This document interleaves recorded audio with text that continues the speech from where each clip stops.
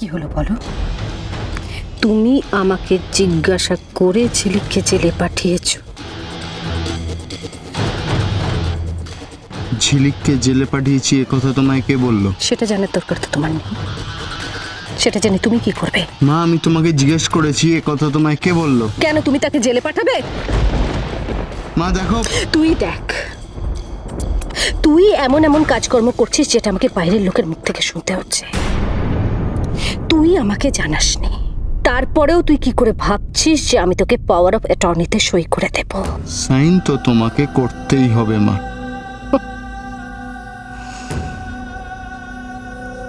একটা শর্তে দেব, ঝিলিককে ছাড়িয়ে আমার সামনে নিয়ে আয়। নেভার। রিন্টু তুই ফিরে যা। তুমি জানো কি বলছো? আমি খুব ভালো করে জানি আমি কি বলছি। এতদিন তো তুমি যখন আমাকে ফোন করতে তখন শুধু বলতে রিন্টু চলে আয়, আর এখন যখন আমি তোমার সামনে আছি তখন আমি এতদিন যখন তোমাকে ফোন করে বলতাম যে রিন্টু চলে আয়, কোন অবস্থা থেকে বলতাম সেটা বোঝার চেষ্টা করো। আমি কি বলতাম তোমাকে? তোমরা আমাকে কি অবস্থায় ছেড়ে চলে গিয়েছিলে মনে আছে তোমাদের? হাত জোর করে বলেছিলাম আমায় ছেড়ে যেও না, শুনেছিলে আমার কথা? দিনের পর দিন আমি কাঁদতাম, অসহায় হয়ে গিয়েছিলাম। জানতে চেয়েছিলে আমি কেমন আছি? একটা বাইরের মেয়ে, সে আমার কেউ হয় না। আমি তাকে একটা অনুরোধ করেছিলাম মাত্র, ও আমার কাছে থাকতে চাইনি, ঝিলিক আমার কাছে থাকতে চাইনি। আমি ওকে বলেছিলাম আমার কাছে থাকতে, আমি জোর করেছিলাম, আমার কাছে থেকে গেছে। আর তুমি যদি মনে করতে পারো তোমার স্মৃতি শক্তি যদি ভালো হয়, তাহলে তুমি একটা জিনিস মনে রাখবে, আমি বেশ কয়েক বছর তোমায় ফোন করিনি। কেন করিনি জানো? তার কারণ হচ্ছে এই ক বছরে তোমাদের দুঃখ আমাকে ভুলিয়ে দিয়েছিল। হ্যাঁ, টাকার বিনিময়। হ্যাঁ, টাকার বিনিময়। আমি মেনে নিলাম টাকার বিনিময়। টাকার বিনিময়ে ও আমাকে ভালোবাসা দিয়েছে। তোমরা টাকার বিনিময়ে আমায় কি দিয়েছো? কি দিচ্ছ তোমরা আমাকে? তুমি আমাকে ঝিলিকের সঙ্গে তুলনা করো না। তুমি ফিরে যাও এখান থেকে।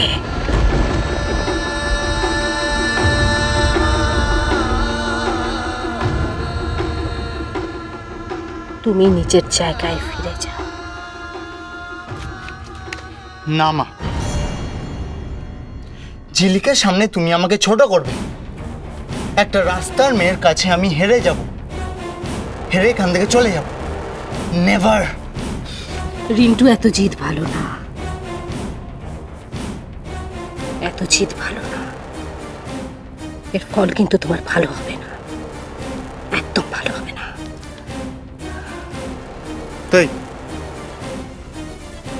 ঠিক আছে, তাহলে এবার তুমি যা করবে তাই করো। ভালো বলেছ। তুমি ভুলে যেও না, এতদিন আমার সমস্ত কাজকর্ম আমি নিজে করে এসেছি। এখনো আমার যেটা করার আমি নিজেই করব। তাহলে তুমি সাইন করবে না? নেভার। তোমার ভাষাতে বলেছি, আশা করি বুঝতে অসুবিধে হয়। যাও যাও যাও।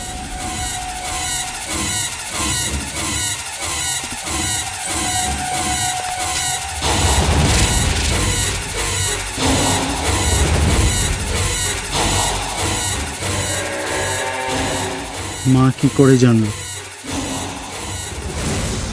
যে ঝিলিক ছেলে? না মানে কে বলেছে? অখিল বাবু? না না, আমি আমি বলেছি। ভুল হয়ে গেছে, এটি আমারই ভুল হয়ে গেছে। ভুলটা কি করে হলো?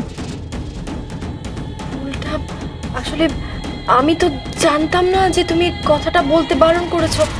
দিদির সাথে কথা বলতে গিয়ে না, ওই কথায় কথায় ভুল করে বলে ফেলেছি। দেখো, তুমি তো শুধু মানিককে আর ওর বাবাকে কথাটা বলতে বারণ করেছিলে না। একবারও যদি আমাকে বলতে, কথাটা না বলতে, তাহলে আমি আর এরকম ভুল করতামই না। আমি কখনো দিদিকে... ঠিক আছে, ভবিষ্যতে এরকম ভুল আর যেন কখনো না হয়, এটা লক্ষ্য রাখবেন। হ্যাঁ হ্যাঁ, তুমি একদম চিন্তা করো না, এই ভুল আর কখনো। অখিল, অখিল,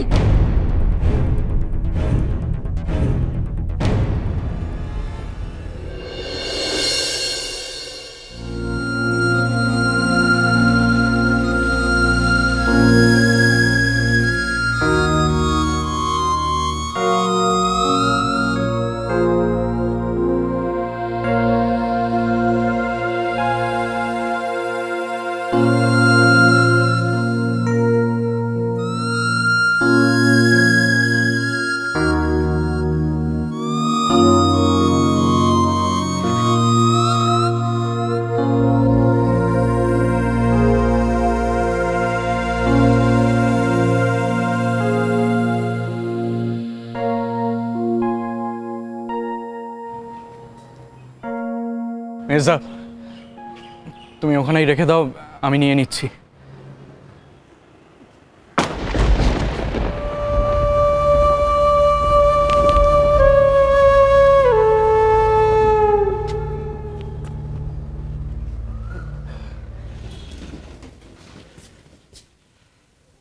কিরে, কি করছিস এখানে বসে বসে? ওখানে মেজো কাকা, দিবু কাকা সব মাল গোছাতে ব্যস্ত, গাড়িতে মাল তুলছে, তুই এখানে বসে আছিস পায়ের উপর পা তুলে। আশ্চর্য, যা একটু হেল্প করো দে। হ্যাঁ না, ভেতরে মায়ের কত দূর হলো আমি একটু দেখছি। হ্যাঁ আসছি।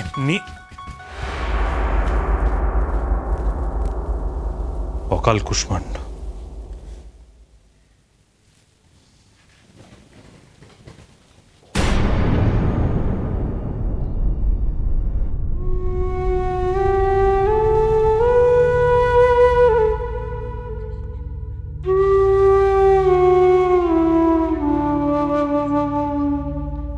এক্ষুনি মামা মামি আসবে। আমার অবস্থা তো তুমি জানোই, আর মামিও তো পারছি না রে, নিজেকে আর সামলাতে পারছি না রে,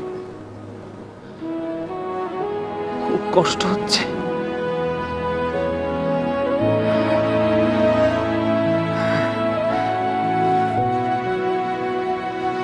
নিজের বাড়ি তো, সেটা ছেড়ে কোথায় যাব বল? কষ্ট হচ্ছে, খুব কষ্ট। এবার মামার কথা ভাবো তো, মামা তো ছোটবেলা থেকে এই বাড়িতেই বড়।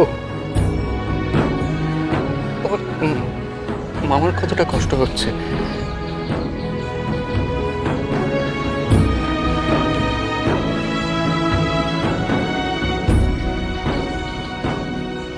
ঠিকই বলেছিস দীপু, আমার থেকে আমার বাবার কষ্ট অনেক বেশি।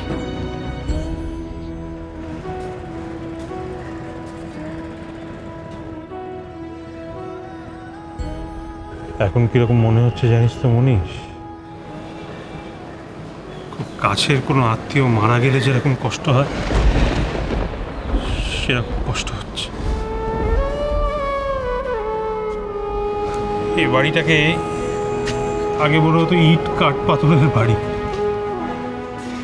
আছে আছে, কিন্তু এখন বুঝতে পারছি মনীষ যে এই বাড়িটার মধ্যে প্রাণ ছিল রে, প্রাণ ছিল এই বাড়িটার মধ্যে। সামনে এগোতে গেলে দেখবি বারবার পেছনে ফিরে তাকাতে ইচ্ছে করছে, কিন্তু উপায় নেই। চারিদিক শূন্য হয়ে গেছে, আমাদের ফাঁকা হয়ে গেছে, আমাদের এখন সামনে এগোতেই হবে মনীষ। যা যা যা, মালগুলো গাড়িতে তোল, আমি বাবাকে নিয়ে আসি।